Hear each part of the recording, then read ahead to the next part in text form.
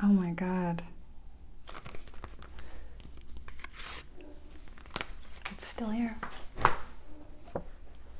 The little envelope that started it all.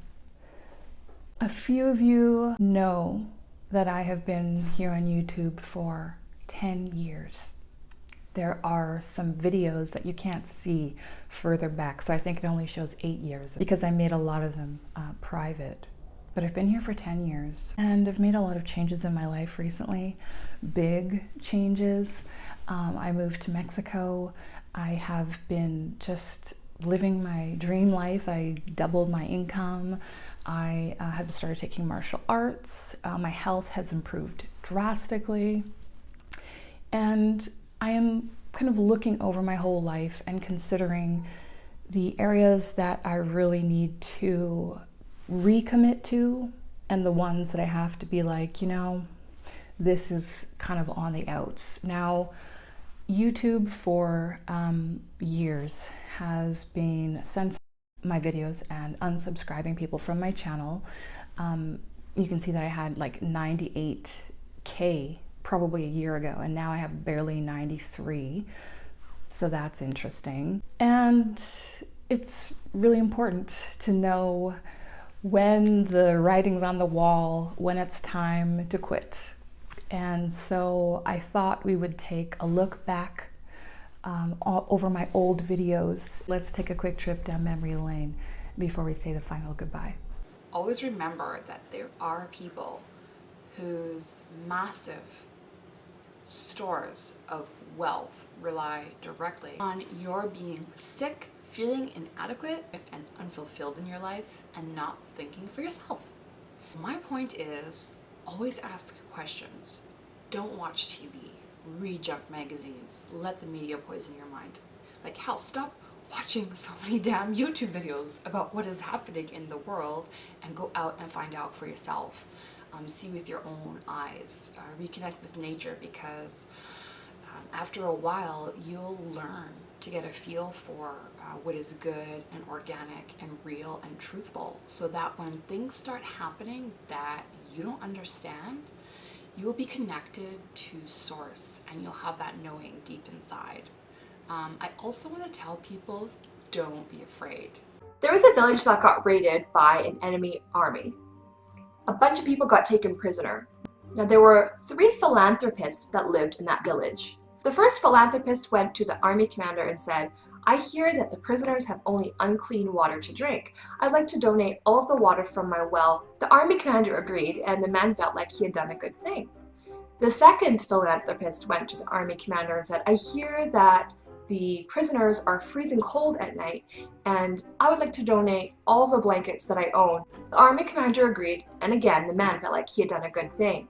The third philanthropist had a different way of thinking. He wanted to help the prisoners too, so he went and got the keys and set them free. What do you value more? True freedom, or building yourself a more comfortable cage? These are the questions and the issues that we desperately need to be focusing on right now. And what is one of the greatest things that we focus our attention and resources on? What we really want in life is love, gratitude, freedom, and abundance. We're going to have to go a little bit deeper than these chintzy ass holidays. Bread and circuses. Metaphor for a superficial means of appeasement. Immediate, shallow diversions and distractions offered as a palliative. Do you know what the word palliative means? And then when we focus on my breathing, the therapist points out that I often hold my breath. So I'll breathe in and it's just a sense of dread and fear and just not feeling secure in my life, and that I always had to be holding my breath for what would happen next, and growing up in a high-stress environment. And it feels really good to just tell somebody who's trained in these things all the horrible things I experienced in my childhood. So for me, I look back on the way my channel went. I can see that it's much the way it was going now, where There would be videos that got a lot of views and then videos that got less views. The topics were kind of scattered and all over the place, although they did kind of follow a similar theme. I was very inconsistent with it. For the majority of my life, I lived in a state where I had one foot on the gas pedal of my life and another foot on the brake. I did not feel comfortable fully succeeding. That's why when my business hit the $100,000, I just completely collapsed. I was like, this is all I can accept. Meanwhile, I have friends who I started off on YouTube with, like Stephen James from Project Mastery, and he's got, millions of followers. I didn't have the strength to carry on because there were parts of me that were constantly keeping me down and sabotaging my life. These parts come from society, they come from our upbringing, they come in energetically, just from being alive in this current time that we live in. I have spent thousands of dollars, hundreds of hours in therapy trying to work through this. Nothing really got through. When I finally found the thing that worked for me, I applied it day and night, and it did not take very long before I started seeing immediate change in my life, in my thinking. Once you harness the subconscious mind, it's like having a multiple ton elephant that's grabbed you, that's going to drag you into your happiness, your success, your highest calling, and your greatest well-being. So I had laid the foundation, and when that energy and consciousness awakened in my life, it was completely unstoppable, and that's why I have the life that I have today. I wouldn't have been able to move to Mexico if it hadn't been for investments I'd made back in the day when I was making all the money on YouTube. So I'll never forget how YouTube has impacted my life and the lives of others and how meaningful that is. I know that only a few of you know this, but I have created, get this, all of my own websites from the beginning, including my current ones. I have created them all. I became fascinated with coding in high school.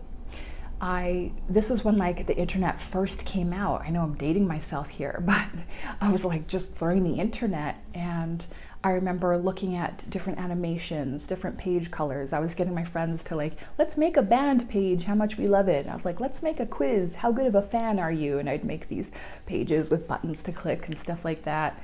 I figured out how to view the source on pages, which shows you the code that they use. So I would view the source, I would look at what they had done, and I would look at how to tweak it to change what you saw on the screen. Now, those of you who are rather keen are aware of a similarity here, because the way I am with coding is the way I am with life. I like looking at the underlying code of life and finding out what's written there and how I can tweak it to get the screen to show what it is that I want. I would not have been able to retire in the United States or in Canada at this age, but I can here, which is a country that has completely stolen my heart many years ago.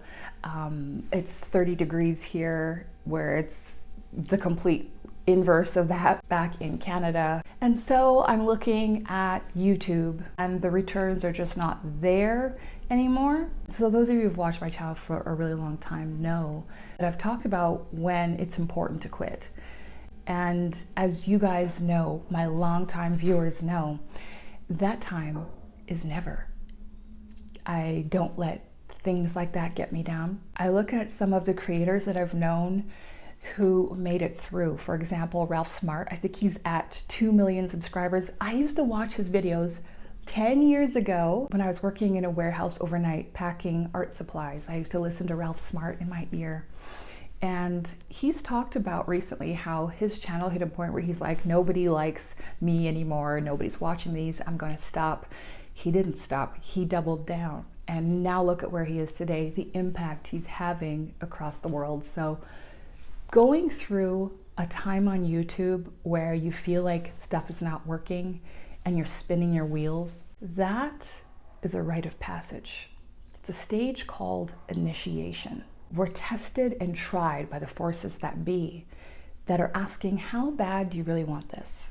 Is this really your calling? Because to go forward from here, it's only for people who have this in their destiny. Is that you or not? So I'm not tied to an outcome for my channel, but I am committed to continuously sharing the most important information I have access to that will help you achieve your true potential and live an authentic and fulfilling human life.